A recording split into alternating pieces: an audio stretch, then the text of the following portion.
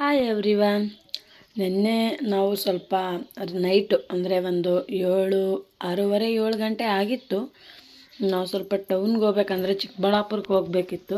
So ಹಂಗಾಗ್ಬಿಟ್ಟು ನಾನು ನಮ್ಮ ಮನೆಯವರು ನನ್ನ ಮಗನು ಎಲ್ಲರೂ ಹೊರಟ್ವಿ. ಯಾಕಂತಂದರೆ ನೆನ್ನೆ ಮಧ್ಯಾಹ್ನನೇ ಹೊರಡಬೇಕು ಅಂತೇಳಿ ಅಂದ್ಕೊಂಡ್ವಿ. ನಮ್ಮ ಮನೆಯವರು ಡಿಲೇ ಮಾಡಿರೋ ಕಾರಣ ನಾವು ನೈಟ್ ಹೊರಟ್ವಿ. ನೋಡ್ತಾ ಇರ್ಬೋದು ನನ್ನ ಮಗನ ಮುಂದೆ ಎಷ್ಟು ರಾಜಾರೋಷವಾಗಿ ಕೂತವನೆ ಅಂತೇಳ್ಬಿಟ್ಟು. ಅಷ್ಟೇ ಕ್ಲೀನಾಗಿ ಕುತ್ಕೊತಾನೆ ಅವ್ನಿಗೆ ಭಯ ಅನ್ನೋದೇ ಆಗಲ್ಲ, ಅಷ್ಟು ಚೆನ್ನಾಗಿ ಕುತ್ಕೊತಾನೆ. ನೀವು ನೋಡ್ತಾ ಇರ್ಬೋದು ನೈಟು ಒಂದು 7 ಗಂಟೆ ಆಗಿತ್ತು. ಮತ್ತು ಏನಂತಾರೆ ಫುಲ್ಲು ಟ್ರಾಫಿಕ್ಕು, ಸಿಗ್ನಲ್ ಹತ್ರಕ್ಕೆ ಫುಲ್ಲು ಟ್ರಾಫಿಕ್ಕು. ತುಂಬಾ ಜನ ನೆನ್ನೆ ಕಾಣಿಸ್ಕೊಂಡ್ರು. ನನಗೆ ಸ್ವಲ್ಪ ಪರಿಚಯ ಇರೋರು ಒಂದಿಬ್ಬರು ಜನ ಸಿಕ್ಕಿದ್ರು. ಯಾಕಂದರೆ ನಾನು ಜಾಸ್ತಿ ಟೌನ್ಗೆಲ್ಲ ಹೋಗೋದು ಮಾಡ್ತಿದ್ದೆ. ಸ್ವಲ್ಪ ನನಗೆ ಪರಿಚಯ ಇರೋರು ಅಲ್ಲೇ ಸಿಕ್ಕಿದ್ರು.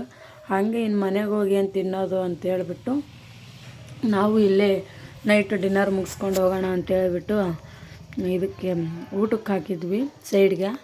ನನ್ನ ಮಗನ ನೋಡಿದ್ರೆ ಏನು ಸ್ಟೈಲಾಗಿ ಹಾಯ್ ಮಾಡಿ ಫುಲ್ ಪ್ಲೈನ್ ಕಿಸ್ ಕೊಡ್ತಾವನೆ. ಆಮೇಲೆ ನಮ್ಮ ಮನೆಯವ್ರು ಫಸ್ಟು ಮಗನಿಗೆ ನೋಡು ತಿಂತಾವ್ರೆ. ನಮ್ಮ ಮನೆಯವರು ಅವ್ರು ಸ್ವಲ್ಪ ತಿಂದ್ಬಿಟ್ಟು ಮಗನಿಗೆ ಸಾಫ್ಟಾಗಿರೋ ಇಡ್ಲಿ ತೊಗೊಂಬಂದಿದ್ರು. ಆಮೇಲೆ ಪೂರಿ, ಪಲಾವು, ಚಿತ್ರಾನ್ನ ಇದೆಲ್ಲ ತಿಂದ್ವಿ ನೈಟ್ ಊಟಕ್ಕೆ.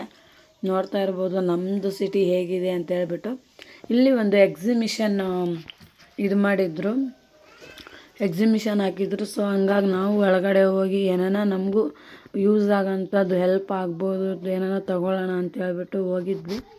ಹಾಗೆ ನನ್ನ ಮಗನಿಗೊಂದು ವಾಟ್ರ್ ಬಾಟ್ಲು, ಆಮೇಲೆ ಒಂದು ABCDದು ಕೀಬೋರ್ಡ್ ಟೈಪ್ ಬರುತ್ತಲ್ಲ, ಸೊ ಹಂಗಾಗಿ ಅದು ಒಂದು ತೊಗೊಂಡು, ಆಮೇಲೆ ನನಗೆ ಸ್ವಲ್ಪ ರಂಗೋಲಿ ಬಿಡೋಕ್ಕೆ ಹೆಲ್ಪ್ ಆಗುತ್ತೆ ಅಂತೇಳ್ಬಿಟ್ಟು ರಂಗೋಲಿ ಐಟಮ್ಸ್ ಎಲ್ಲ ತೊಗೊಂಡು ಬಂದ್ವಿ. ನನ್ನ ಮಗನ ನೋಡಿದ್ರೆ ಇದು ಕೊಡಿಸೋವರೆಗೂ ಬಿಡಲಿಲ್ಲ, ಎಷ್ಟು ಕ್ಲೀನಾಗಿ ಆಟ ಆಡ್ತಾವನೆ ಅಂತ. ಇವತ್ತಿನ ನನ್ನ ಬ್ಲಾಗ್ ಇದಾಗಿತ್ತು. Thank you all.